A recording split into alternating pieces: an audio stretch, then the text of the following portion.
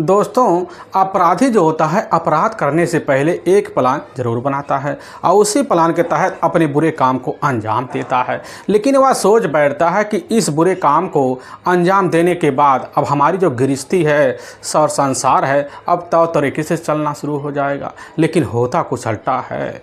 उसके अपराध के हिसाब से उसके किए ही कर्मों का फल उसे ज़रूर मिल जाता है। आज की घटना में सेम कुछ ऐसे ही होता है।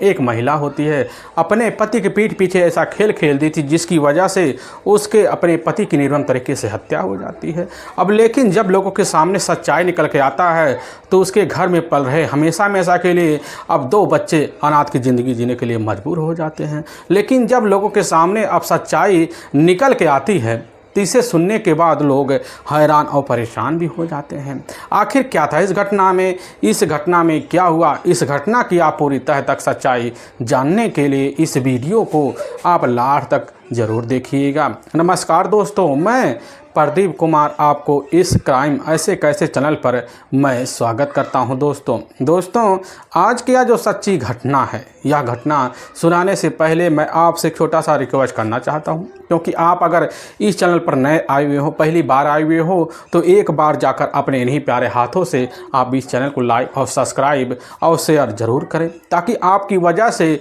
इम्पोर्टेंट होने के नाते यह जो वीडियो है यह काफ़ी लोगों तक पहुँचाया जा सके। और इसके लिए हम आपके तहे दिल से शुक्रगुजार रहेंगे। दोस्तों आज की यह जो सच्ची घटना है, यह घटना है ठीक उत्तर प्रदेश और उसी में जाना माना जिला पड़ता है अब गाजियाबाद, और ठीक उसी का ही हटा हुआ एक नंदग्राम अब कस्बा पड़ता है। मैं बात कर रहा हूँ ठीक 4 मार्च अब साल 2023 का ही। अब रात का वही 3:30 बजे के आसपास का टाइम होता है। तो उसी वक्त नंदग्राम पुलिस थाने में एक व्यक्ति के द्वारा सूचना मिलता है कि साहब नंदग्राम का ही एक व्यक्ति है, उसने अपने आप को खुद गोली मार ली है और खुद जो होता घायल हो गया है। उसको उसके ही सहयोगी जो होते हैं इधर EMMG अस्पताल ले गए हैं। अब यह बात जैसे वहाँ के अधिकारी खबर पाते उसी वक्त इसकी जो सूचना होता है अब यह सच्चो अधिकारी प्रदीप कुमार त्रिपाठी को दे देते हैं और वह भी खबर पाते हैं और तुरंत ही सनस रह जाते हैं और उसी वक्त अपने दलबल टीम को लेते हैं। और दलबल टीम को लेने के बाद ठीक जो होता है अब उसी वक्त जाकर अब EMMG अस्पताल पहुंचते हैं। लेकिन वहां के द्वारा पता चलता है कि इस समय जो होता है उस घायल व्यक्ति को यहां के डॉक्टर के द्वारा अब सफल इलाज ना होने की वजह से उस व्यक्ति को इसी वक्त रेफर जो होता है अब दिल्ली के ही जाकर GTB अस्पताल में कर दिया गया है। यह बात जैसे ही अब HHO साहब अब प्रदीप कुमार त्रिपाठी खबर पाते उसी वक्त अपने सहयोगियों को साथ लेते हैं और लेने के चंद मिनट के अंदर जो होता है अब GTB अस्पताल पहुंच जाते हैं। लेकिन जैसे ही अंदर घुसते हैं तो पता चलता है उस व्यक्ति की अस्पताल में ही पहुंचने से पहले रास्ते में मौत हो चुकी होती है। पुलिस की जो टीम होती है वह बात जब सुनती है तो HHO साहब प्रदीप कुमार त्रिपाठी अपने दलबल टीम को लेते हैं और एक वार्ड में घुस जाते हैं और वहां पहुंचते हैं, देखते हैं कि एक जो होता है बेड होता है, उसी बेड पर एक व्यक्ति का बॉडी रखा होता है जिसकी उम्र लगभग अब इधर 28 साल के आसपास होता है। उसके इर्द गिर्द काफ़ी लोग जमा होते हैं, लेकिन में बगल में बैठी हुई एक महिला होती है और बगल में एक व्यक्ति होता है जो दहाड़े मारकर अब से चिल्ला रहा होता है। वहाँ थाना HSO जो होते हैं प्रदीप कुमार त्रिपाठी उसी वक्त करीब जाते हैं, उस व्यक्ति के डेड बॉडी का तौर तरीके से अब जो होता है निरीक्षण करते हैं। तो पता चलता है कि ठीक जो होता है अब बाएं कनपट्टी पर एक गहरे घाव की गोली के निशान होते हैं। वहाँ HSO साहब त्रिपाठी साहब जब देखते हैं उनको अंदाज़ा हो जाता है कि बस करो यह जो व्यक्ति होगा यह लेफ्टी होगा, इसीलिए अपने लेफ्टी हाथों से उपयोग कर कर खुद आत्महत्या किया होगा। पुलिस की जो टीम होती है वहाँ भी अंदाज़ा लगाती है, वहाँ HSO साहब भी अंदाज़ा ला के बैठ जाते हैं और बगल में जो व्यक्ति होता है पुलिस की टीम उससे उसी समय सहयोगी के लिए एक तरीके से पूछताछ करती है। तो HSO साहब जो होते हैं वहीं पहुँच जाते हैं, कहने लग जाते हैं आखिर क्या आपके यहाँ पिता हैं? बगल में जो व्यक्ति होता है युवक होता कहने लग जाता कि नहीं साहब हमारे यहाँ चाचा हैं और साहब हम इनके ही भतीजे अब सचिन हैं।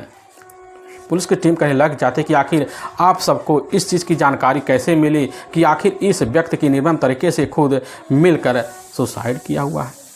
पुलिस की जो टीम होती है जब यह बात उस व्यक्ति के सामने रखती है कहने लग जाता वह व्यक्ति जो होता है सचिन कहता कि साहब हमारा अपना जो गांव होता है ठीक मेरठ ज़िले में ही एक फलावदा कस्बा होता है, उसी कस्बे में होता है। साहब रात का वही लगभग 1:30 बजे के आसपास का टाइम होता है। तो उसी वक्त हमारी जो अपनी चाची होती है मौकी हैं, जो हमारे पास रात को लगभग इधर 1:30 बजे के आसपास कॉल करती हैं, कहने लग जाती हैं कि भतीजे तुम्हारे जो चाचा होते हैं अब इधर कपिल कुमार खुद सुसाइड कर चुके हैं, उनको हम जो होता है अब इसी वक्त लेकर पहुंच रहे हैं एमएमजी अस्पताल। और साहब जैसे हम खबर पाते हैं उसी वक्त इसकी जानकारी अपने पड़ोसियों को देते हैं, अपने हितकारियों को देते हैं और साथ लेकर निकल जाते हैं। लेकिन जैसे ही पहुंचते तो रास्ते में हमें खबर लगता है कि इस समय जो होता हमारे चाचा मौके पर जीटीबी अस्पताल में अब भर्ती है। लेकिन साहब जब वहाँ हम पहुँचते हैं, पहुँचने के बाद हमें पता चलता कि हमारे जो चाचा होते हैं अब इधर कपिल कुमार की रास्ते में ही मौत हो चुकी होती है।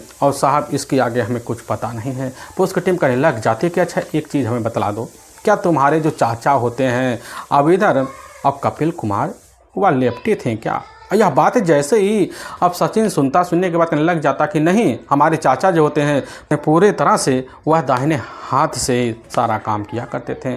यह बात जैसे ही वहाँ चच्चो साहब अब प्रदीप कुमार त्रिपाठी सुनते उसी समय वह चौंक से जाते हैं कि आखिर जो होता है कपिल कुमार खुद जो सुसाइड किया हुआ है वह तो लेफ्ट हाथ से किया हुआ है, लेकिन वह कैसे जो होता है राइट हार्ट का हो सकता है। पुलिस की जो टीम होती है वह भी आप बात सुनती है और सुनने के बाद जो होते हैं वहाँ के चौसो साहब अपने हिसाब से निरीक्षण करते हैं। लेकिन पता चलता है कि इधर कपिल की अपनी जो पत्नी होती है बगल में शिवानी अब दहाड़े मार कर चिल्ला रही होती है, जो मौके पर बेहोशी की अवस्था में आ चुकी होती है। वहाँ पर जो साहब जो होते हैं अपने हिसाब से तौर तरीके से अब मौके पर अस्पताल में बॉडी का निरीक्षण करते हैं। निरीक्षण करने के बाद वह अंदाज़ा नहीं लगा पाते हैं कि आखिर जो होता है यह व्यक्ति जब अब लेफ्टर है नहीं तो राइट हार्ट से अपनी हत्या अगर करेगा तो लेफ्टी कान पर कैसे आकर इतने बड़े घाव गोले के बन जाएंगे। वहाँ पर काफ़ी लोग भी यही बात सोच कर परेशान हो जाते हैं। लेकिन उसी वक्त वहाँ के इंस्पेक्टर साहब अब यह जानना चाहते थे कि आखिर सचिन कहता रहा कि इधर जो था कपिल का क्या किसी के साथ दुश्मनी थी या उसकी अपनी चाची शिवानी के साथ कभी झगड़े तकार हुए थे। अब सचिन से पुलिस की जो टीम होती है जानकारी लेती है और सचिन के द्वारा जानकारी मिलता है। कहने लग जाता कि नहीं साहब, हमारे जो अपने चाचा होते हैं कपिल पूरी तरह से सज्जन थे, उनका किसी से कोई दुश्मनी नहीं था, ना उनका किसी से कोई वगैरह कर्जदार था। आखिर उनका किसी से क्या दुश्मनी हो सकती है। लेकिन साहब हाँ इतनी बात तो थी कि हमारी जो चाची होती शिवानी और हमारे जो अपने चाचा होते हैं कपिल, इन दोनों के बीच थोड़ी बहुत एक पति और पत्नी रिश्ते के नाते अब झगड़े तकरार होते तो थे। लेकिन साहब हमें नहीं लग रहा है कि इसमें हमारी चाची का हाथ है। अब पुलिस की टीम यही कहती है कि चलो अब आगे की जानकारी हम तुम्हारे चाची अब शिवानी से लेंगे, देखो आगे क्या जानकारी हमें मिलता है। यही सब सोच साझ कर वहाँ पर एचएचओ साहब अब प्रदीप कुमार त्रिपाठी जो होते हैं तो तरीके से अब बॉडी का जैसे ही निरीक्षण करना और शुरू कर देते हैं। वक्त अब सचिन से काफ़ी अहम जानकारी लेने के बाद उसी वक्त जो होता है एक फैसला लेते हैं क्यों ना चला जाए अब घटनास्थल का दोबारा निरीक्षण किया जाए, क्योंकि घटनास्थल जो होता है ठीक नंदग्राम में होता है। इसीलिए वहाँ चचो साहब अब जो होते प्रदीप कुमार त्रिपाठी काफ़ी लोगों को हिदायत देते हैं, बॉडी का वहीं पंचनामा भरते हैं और भरने के बाद उठाकर उसी वक्त अब पोस्टमार्टम के लिए भेजवा देते हैं। लेकिन तब तक जो होता है इधर अब कपिल के कुछ अपने रिश्तेदार आ जाते हैं, अपने ही घर वाले आ जाते, वहाँ आते हैं, शिवानी को समझाते बुझाते हैं और समझाने बुझाने के बाद जो होता है लेकर पुलिस की टीम अब इधर शिवानी को अब घर पहुँच जाती है। और उसी वक्त साहब जो होते हैं इसकी सूचना बड़े अधिकारी को देते हैं, अपने साथ कुछ टीम को लेते हैं, फिर उस टीम को लेकर ठीक नंदग्राम के ही इधर मकान अब कपिल के घर में घुस जाते हैं। अब जैसे ही घर में घुसते हैं तो तरीके से वहाँ पता करते हैं तो पता चलता कि इधर जो होता है कपिल कुमार का जो पैतृक निवास होता है ठीक मेरठ का ही होता है, जो ठीक इधर अब कलवादा एक जाना माना कस्बा पड़ता है। उसी कस्बे के रहने वाले होते हैं बलबीर। लेकिन बलबीर की अचानक मौत हो जाती है। अब इधर कपिल और उसकी जो अपनी पत्नी होती है शिवानी उर्फ सीमा, उसके टोटल अपने 2 बच्चे होते हैं। और इधर कपिल जो होता है अपने दोनों बच्चों को अपने साथ लेता है। काफ़ी साल पहले जो होता है गाजियाबाद के ही अब नंदग्राम में आके रहने लग जाता है और उसका परिवार जो होता है यही नंदग्राम रहकर काफ़ी खूबसूरत तरीके से अपने हिसाब से ज़िंदगी बिताती है। पुलिस की टीम सारी जानकारी जब लेती है, जैसे घटनास्थल में घुसती है, घुसने के बाद देखते कि एक पलंग होता है अब वह जो पलंग होता है, एक तकिया होता है, वह तकिया थोड़ी बहुत खून से लथपथ होता है, बगल में खाली कारतूस होते हैं और बगल में एक पिस्तौल पड़ा होता है। पुलिस की जो टीम होती है घटना के हिसाब से निरीक्षण करती है। बगल में खड़ी हुई शिवानी होती है जिसकी आंखें पूरी तरह से रो रो के अब लाल पड़ी होती हैं। इंस्पेक्टर साहब जो होते हैं सोचने लग जाते हैं कि आखिर जो होता है घटना तो यही है, अगर है तो आखिर अगर जो होता है इधर कपिल अगर खुद सुसाइड कर सकता है तो इधर राइट हार्ट से लेफ्टी हार्ट से क्यों करेगा? अगर लेफ्टी हार्ट से किया होता तो उसके तो यहाँ बाएं कैसे लगता? पुलिस के सामने काफ़ी सारे उलझने आ जाती, पुलिस की टीम वहीं परेशान हो जाती है। अब लेकिन बगल में खड़ी हुई पुलिस की टीम अब कपिल की जो अपनी पत्नी होती है अब शिवानी से अपने तरीके से पूछताछ करना जब शुरू कर देती है। शिवानी पुलिस के सामने यही कहती है कि साहब रात का वही अब जैसे 1:30 बजे के आसपास का टाइम होता है तो अपने बच्चों को लेकर हम अपने बरामदे में सोए हुए थे और हमारे जो पति होते हैं वह इस कमरे में सोए हुए थे। तो अचानक हमारे कान में बड़ी तेज़ से किसी गोली चलने की आवाज़ आती है। आवाज़ आने के बाद साहब उठते हैं और अपने पति की जब चारपाई पर पहुँचते हैं देखते हैं पूरी तरह से खून से लथपथ अवस्था में उनके इधर लेफ्ट हाथ में और पिस्तौल पड़ा हुआ है। यह सब नज़ारा देखकर साहब हम समझ जाते हैं उसी वक्त की जो सूचना होता है अपने ही ससुराल में रह रहे अपने ही भतीजे अब सचिन को दे देते हैं और देने के बाद साहब उसी वक्त पड़ोसी को अपने साथ लेते हैं और लेने के बाद ठीक जो होता है अब उसी वक्त एमजी अस्पताल पहुंच जाते हैं और वहां से इसकी जानकारी साहब आपको भी लग जाती है। यह बात जैसे ही चच्चो साहब प्रदीप कुमार त्रिपाठी सुनते उनको भी यकीन हो जाता कि हाँ यह बात जो हमारे सामने शिवानी कह रही है पूरी तरह से सच है। पुलिस की टीम के सामने काफ़ी उलझन भी होती है कि इधर अगर तकिए में ब्लड्स लगा हुआ है, अगर आत्महत्या की है तो इधर लेफ्ट हाथ से कैसे की है, क्योंकि वह तो पता चलता है कि वह राइट हार्ट का है। राइट हार्ट से करता तो इधर ब्लड जो होते सीधा सीधा बिस्तरों पर गिरते, दीवारों पर छींटे पड़ते हैं।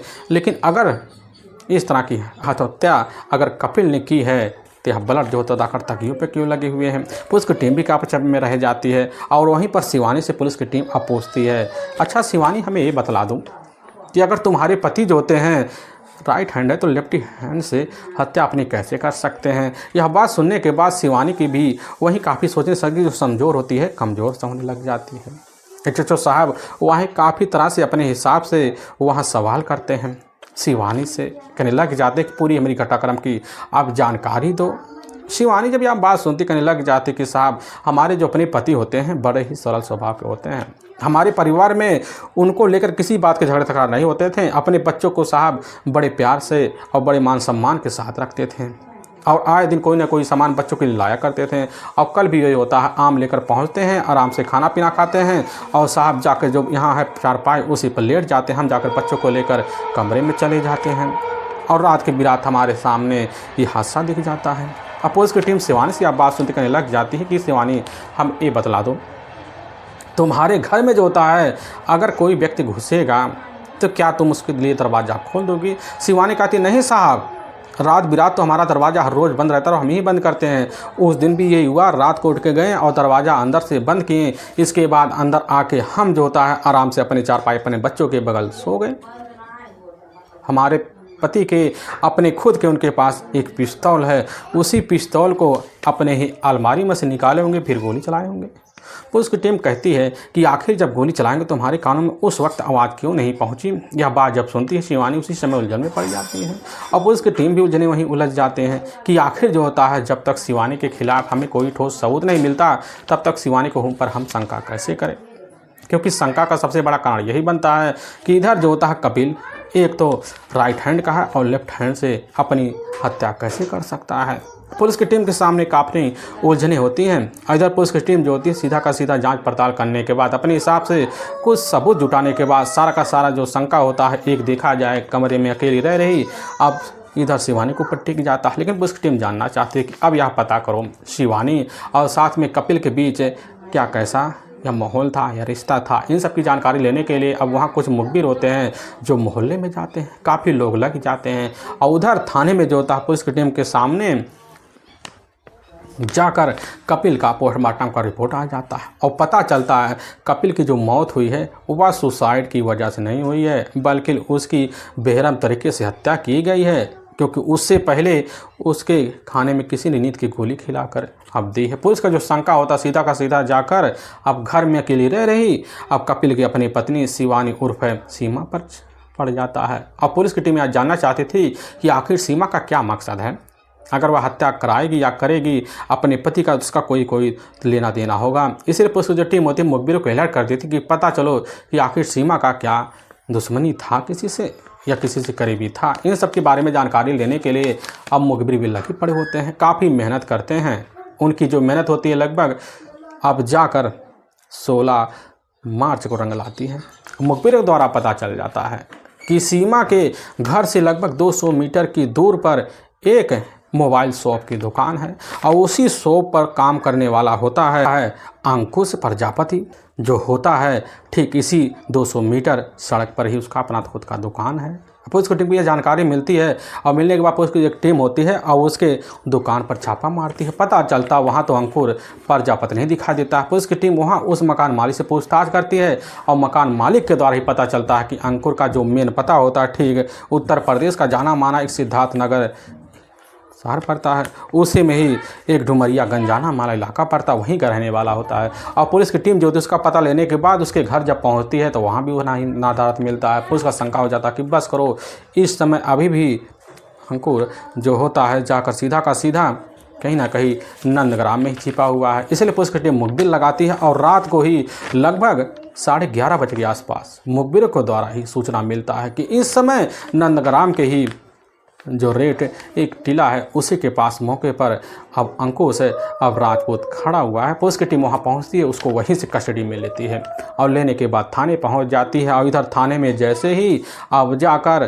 कपिल कुमार के हत्या के बारे में पूछताछ शुरू कर देती है और सख्ती दिखाती चंद मिनट के अंदर जो होता है अब इधर अंकुश प्रजापति टूट जाता है, कहने लग जाता क्या करे साहब, प्यार में इतनी ज़्यादा हमारी कोशिश थी और पागल सा हो गए थे जिसकी वजह से हम मिलकर इधर अब शिवानी के साथ उसके ही पति कपिल की हत्या करती है। यह बात पुलिस की टीम जब सुनती है, सुनने के बाद सनस रह जाती है और एक टीम लेती है शिवानी को उसके घर से कस्टडी में लिया जाता है और लेकर थाने पहुंचाया जाता है। और जैसे ही थाने में पहुंची हुई अपने सामने और अंकुश राजपूत को देखने के बाद समझ जाती है कि सारा माजरा वह अपने पति की हत्या का जुर्म कबूल कर लेती है। लेकिन जो सच्चाई रखते से सुनने के बाद तो हर किसी का एक जो कलेजा होता है वह हिल सा जाता है। असल में अंकुश की जो मुलाकात होती है अब वह जाकर शिवानी उर्फ सीमा से ठीक 1 साल पहले होता है। 1 साल पहले अब इधर शिवानी जो होती है अंकुश जिस दुकान पर मालिक होता है उस दुकान पर अपनी रिचार्ज करवाने के लिए अब इधर शिवानी उर्फ सीमा पहुंच जाती है। अब लेकिन जब पहुंचती है तो रिचार्ज करवाती है और रिचार्ज करवाने के बाद जो तो वहाँ से चली आती है। लेकिन जब भी रिचार्ज या कोई काम होता है तो उसी दुकान पर जाती और जाने के बाद जो होता है धीरे धीरे इधर अंकुश बात करना अब सीमा से शुरू कर देता है। दोनों एक दूसरे को जान पहचान बना लेते हैं और इधर जब भी मोबाइल कोई दिक्कत होता तुरंत जो होता अंकुश है अब सीमा के पास पहुंच जाता मोबाइल को ठीक ठाक करने के लिए। अब सीधे सीधे यही सिलसिला चलता है और चलते चलते जब कुछ महीने का वक्त बीतता है दोनों की एक दूसरे से पहचान हो जाती, फिर दोस्ती हो जाती है और दोस्ती होने के नाते जो होता है दोनों एक दूसरे को दुखों सुखों को शेयर भी करना अब शुरू कर देते थे। अब इधर सीमा को भी अपने काम के तरीके से इधर अंकुश को देखकर बड़ा अच्छा लग जाता। सिलसिला तो यूँ ही चलने लग जाता है क्योंकि अंकुश को पता होता है कि सीमा का अपना जो पति होता है दिन भर मौके पर अपने काम में बिजी होता है और इधर शाम के टाइम जो होता है उसका आना जाना होता है। लेकिन ठीक होता कुछ ऐसा ही क्योंकि जब शाम का टाइम होता है तो सीमा का जो अपना पति होता है मौके पर कपिल अब काम की वजह से थका मारा हारा आता, चारपाई पर लेटा खर्राटे भरता। लेकिन सीमा थी बड़े 2 बच्चों की माँ, उसकी चाहत आए दिन और बढ़ रही थी। लेकिन मुलाकात जैसे ही अब जाकर मोबाइल शॉप में अब इधर अंकुश प्रजापति से होता है तो उसके ऊपर जो होता खुद अपने निगाहें डालना शुरू करते हैं। दोनों एक दूसरे से पहचान बनाते हैं और ऐसी पहचान बनता है कि दोनों के बीच जो होता है प्रेम प्रसंग चालू हो जाता है। अब एक दिन खुद दुकान पर जब पहुंचती है सीमा मोबाइल के एक बहाना लेकर और घर में जाती है तो देखती है कि वहाँ दुकानदार के पास कोई होता नहीं है, सिर्फ होता है अंकुश राजपूत और उसी के पास कुछ ऐसी बात करती है और वहीं अंकुश समझ जाता है। दुकान का शटर आधे खोलकर दोनों वहीं रिश्ते को अंजाम देते हैं। अब यह सिलसिला जो होता है चोरी छुपे अंकुश और इधर शिवानी के बीच आए दिन चलना शुरू हो जाता है। चलते चलते लगभग 1 साल का वक्त निकल जाता है। और तभी इसी बीच इनकी जानकारी पूरे मोहल्ले में फैल जाती है। नंदग्राम में जानकारी लगने की वजह की खबर जाकर कैसे न तैसे कर कर अब कपिल कुमार को लग जाता, और जब पाता है खबर तो नशे में आता अपनी पत्नी का। अब जो होता है अंकुश अब इधर प्रजापति का नाम लेकर पिटाई भी क्या करता था। अब यह सिलसिला चलते चलते जब कहीं महीनों को गुजर जाता है तो इधर एक दिन खुद पहुंचती है अंकुश के पास, कहने लग जाती है आखिर कब तक हमारी ज़िंदगी जो होता है हमारे पति के अब पिटाई से अब चलता रहेगा। हम भी चाहते हैं कि हमारी ज़िंदगी ऐसे आराम से गुजरे। यह बात अंकुश सुनता, समझ जाता करना क्या है, और वहीं दोनों मिलकर उसी वक्त कपिल अब कुमार को अपने रास्ते से हटाने का खतरनाक प्लान बना लेते हैं। लेकिन प्लान को कामयाब करने के लिए अब जो होता है दोनों मिलकर लगभग 1 महीने से कई सारे क्राइम शोज देखना शुरू कर देते हैं। तो तरीके से प्लान को अपने हथकंडे लेते हैं। और तभी ठीक जैसे ही 2 मार्च अब साल 2023 का ही अब वही शाम का वक्त होता है, तो उसी वक्त इधर कपिल अपने घर में पहुंचता है। लेकिन उससे पहले अब शिवानी उर्फ सीमा जो होती है खाने में काफ़ी सारे नींद की गोलियां मिला रखी होती है, और खाना खाते ही अब इधर कपिल को काफ़ी कड़ी नींद आ जाती है। और कपिल जाता अपने बेडरूम में अपने ही अब इधर बेड पे सो जाता है। लेकिन जैसे ही अब करीब जाती शिवानी 3-4 बार कुत्ता मारती है, लेकिन पता चलता है कि इधर जो था कपिल काफ़ी कड़ी नींद में हो चुका है। और शिवानी कॉल करती है लगभग 12 बजे के आसपास। अब इधर अंकुश के पास अंकुश खबर पाता है और उसी वक्त शिवानी के कमरे में घुसता है। बेडरूम में जब जाता है जाने के बाद शिवानी अब इशारा मार देती है अंकुश और प्रजापति को। अंकुश जो होता है उसी वक्त अब शिवानी को इशारा मारता। शिवानी जाती है, पास रखा हुआ एक अलमारी होता, उसी अलमारी को खोलती है तो उसी में से अपने पति का ही अब पिस्तौल निकालने के बाद वही पिस्तौल जो होता है अंकुश के हाथ में पकड़ा देती। अंकुश जो होता है अपने अब राइट हाथ से उस पिस्तौल को चला देता है, और जिसकी वजह से चंद मिनट के अंदर जो होता है कपिल इस दुनिया को छोड़ के चला जाता है। और सारे प्लान को समझाते हुए अंकुश तो तरीके से सीमा को जानकारी दे देता है, और सीमा समझ जाती कैसे हमें क्या करना है। लेकिन पुलिस की टीम वही भांप लेती कि आखिर जो होता है इधर जब कपिल अब लेफ्ट का हाथ था तो दाहिने हाथ से कैसे पिस्तौल चला सकता है, जिसकी वजह से शंका के निगम में आ जाता है। अब पुलिस की जो टीम होती है उसी वक्त शंका की तरह से जांच पड़ताल करती है। लेकिन वाकई में दोस्तों पुलिस के सामने सच्चाई एक रहस्यमय तरह से खुलासा तो होता है सच्चाई, और ठीक 10 दिन बाद निकल के जब आता है तो इससे सुनने के बाद हर किसी को अपने कानों पर यकीन भी नहीं होता है। क्योंकि इधर अब नाटक के तहत जो अपने सारे काम तो करती है, चिल्लाती चीखती तो है, लोगों को बहलाती है, और इधर सचिन को भी अपनी बातों में उलझाती है। लेकिन सचिन को भी शंका होता है कि हमारी चाची ने कुछ घर में खेल खेला हुआ है, और पुलिस शंका की वजह से काफ़ी सारी जांच पड़ताल करती है, जिसकी वजह से अब 20 मार्च को ही पुलिस के सामने सच्चाई निकल के आ जाता है। और उसी के तहरीर पर पुलिस की जो टीम होती है दोनों को कब्जे में लेती है और ले जाकर वहाँ के ही कोर्ट में पेश कर देती है। और कोर्ट में दोनों को ऊपर काफ़ी गंभीर धर्म मुकदमा दर्ज करके ले जाकर हमेशा के लिए जेल के सलाखों के पीछे डाल दिया जाता है। दोस्तों हम इस घटना का सुनाने का जो उद्देश्य है किसी के दिल को ठेस पहुँचाना नहीं है, बल्कि आपको यह बताना कि आप जहाँ भी रहें आप सावधान और सतर्क जरूर रहें। दोस्तों फिर मिलेंगे एक नए वीडियो के साथ, तब तक के लिए जय हिंद और जय भारत।